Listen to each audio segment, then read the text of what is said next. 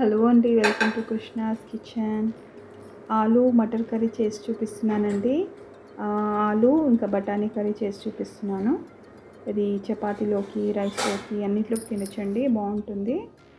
ఇక్కడ నేను ముందుగా ఒక కడాయి పెట్టుకున్నాను, కొద్దిగా ఆయిల్ వేసుకున్నాను. Already stove వెలిగించుకున్నానండి.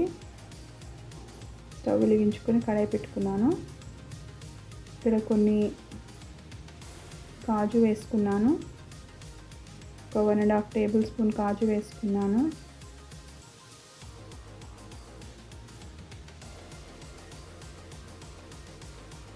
ఫ్లేమ్ సిమ్లో పెట్టుకున్నానండి ఇక్కడ నేను. అలాగే 1 టేబుల్ స్పూన్ గసగసాలు కూడా యాడ్ చేసుకున్నాను. ఇది కర్రీ గ్రేవీ గురించి అండి, గసగసాలు ఇంకా కాజు. ఇందులోనే ఒక 1.5 టేబుల్ స్పూన్ కొబ్బరి పొడి కూడా యాడ్ చేసుకుంటాను. ఫ్లేమ్ సిమ్లోనే పెట్టుకొని వేయించుకోవాలండి.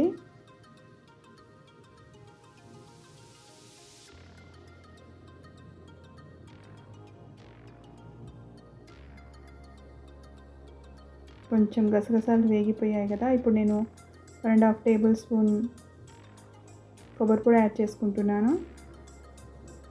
ఎండు కొబ్బరి పొడి ఇక్కడ యాడ్ చేసుకుంది.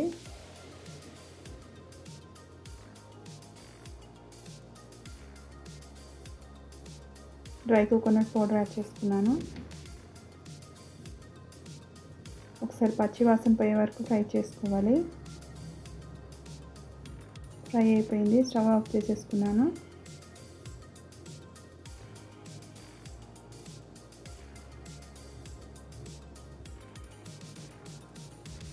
ఒక బౌల్లోకి తీసుకుంటున్నాను. ఇది చల్లారాక మిక్సీ పట్టుకోవాలి.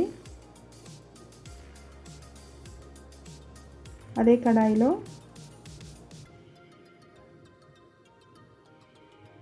ఆయిల్ వేసుకుంటున్నాను.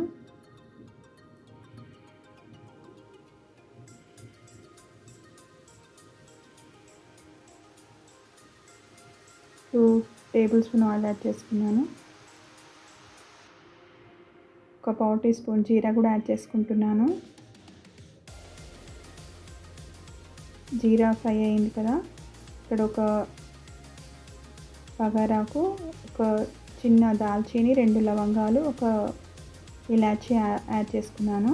కొద్దిగా కరివేపాకు కూడా యాడ్ చేసుకుంటున్నాను. ఇక్కడ సన్నగా కట్ చేసి పెట్టుకున్న ఆనియన్స్ కూడా యాడ్ చేసుకుంటున్నాను.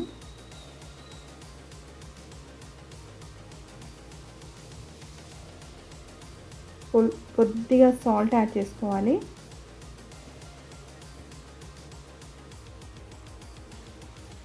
సాల్ట్ యాడ్ చేసుకుంటే ఆనియన్స్ త్వరగా ఫ్రై అయిపోతాయి కదండి. ఒక 1/4 టీ స్పూన్ కంటే తక్కువ యాడ్ చేసుకున్నాను.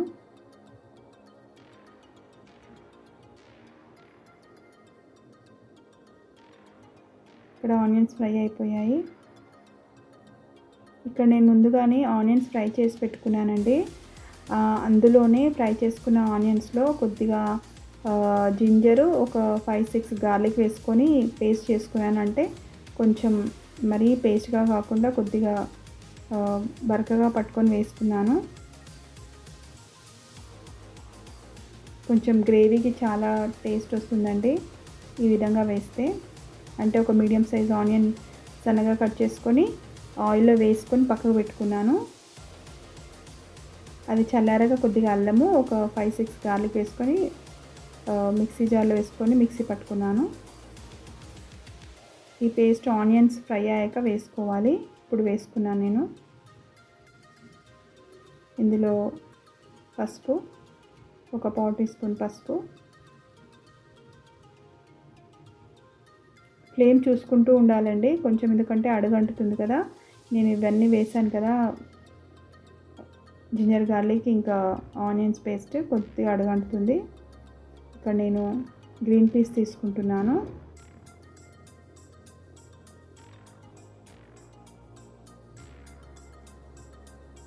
ఒక స్మాల్ కప్ తీసుకున్నానండి.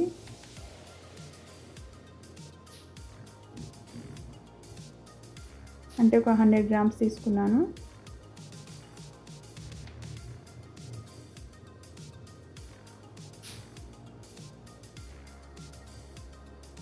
ఒకసారి మూత పెట్టేసుకోవాలి.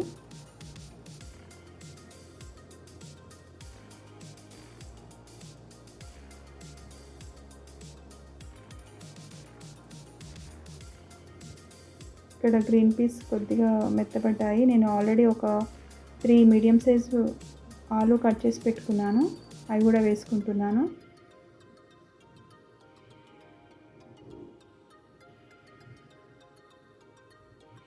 కలుపుకోవాలి.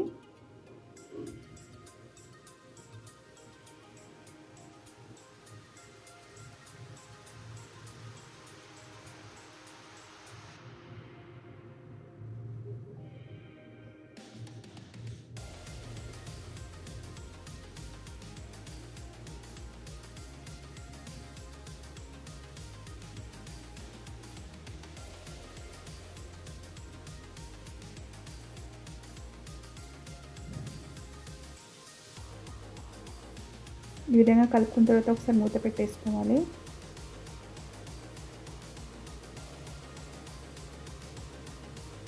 ఒకసారి కలుపుకోవాలి.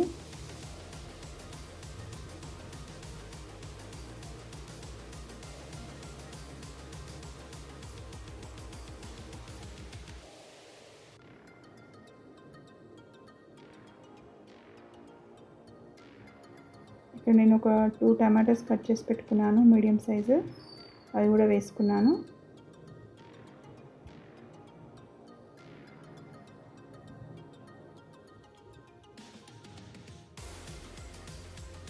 కొద్దిసేపు మూత పెట్టుకోవాలి.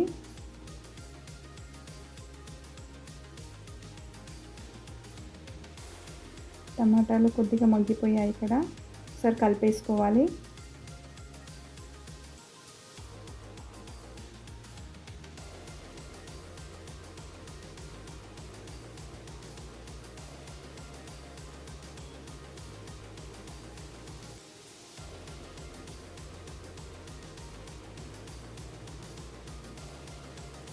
ఇక్కడ కొద్దిగా పొటాటో ఇంకా కొద్దిగా బాయిల్ కాలేదండి, అంటే మెత్తబడలేదు.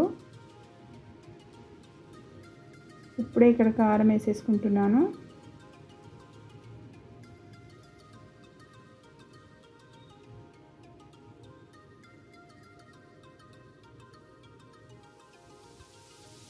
ధనియా పౌడర్ 1 టీ స్పూను,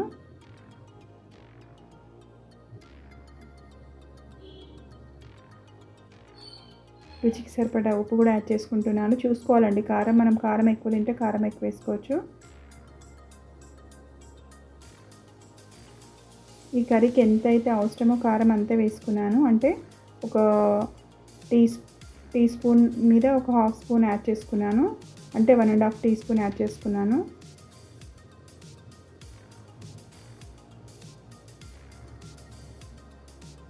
సో మూత పెట్టేసుకోవాలి. ఫ్లేమ్ చూసుకుంటూ ఉండాలి కర్రీ చేసేటప్పుడు. సో కలుపుకోవాలి.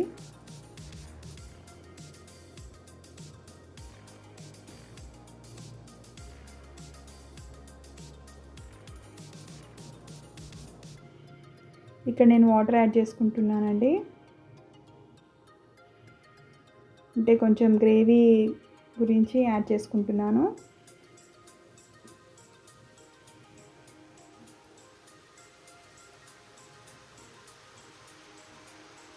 సో మూత పెట్టేసుకుంటున్నాను.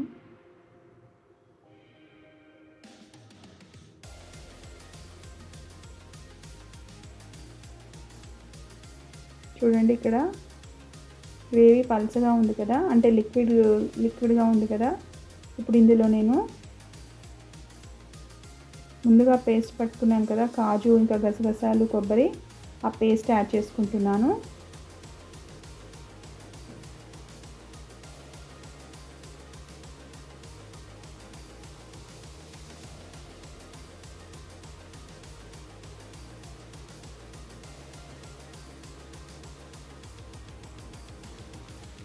కొద్దిగా జార్లో వాటర్ యాడ్ చేసుకొని వేసేసుకోవాలి. కొద్దిగా ఉంటుంది కదా, అది వేసేసుకుంటున్నాను. వాటర్ వేసుకొని బాగా కలుపుకోవాలి.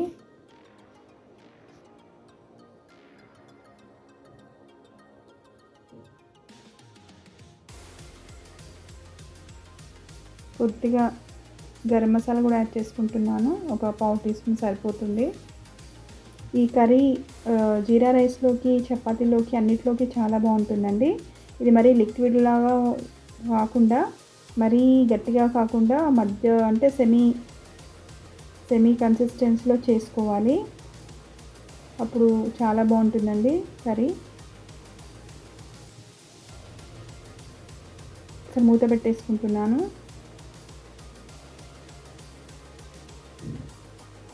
ఇక్కడ చూడండి, గ్రేవీ చిక్కబడింది అంటే కర్రీ రెడీ అయిందండి. ఒకసారి పొటాటో చూసుకుందాము ఉడికిందో లేదో.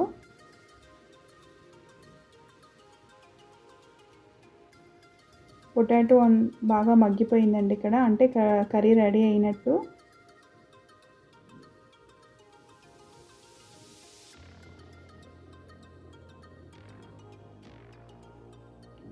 చూడండి, ఇక్కడ పొటాటో ఉడికిపోయింది, అంటే కర్రీ రెడీ అయిపోయిందండి. ఇప్పుడు చివరిలో కొద్దిగా కొత్తిమీర యాడ్ చేసుకుంటే సరిపోతుందండి.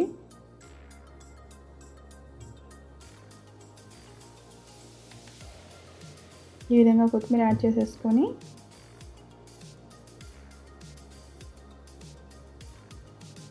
స్టవ్ ఆఫ్ చేసుకొని మూత పెట్టేసుకుంటే రెడీ అండి కర్రీ.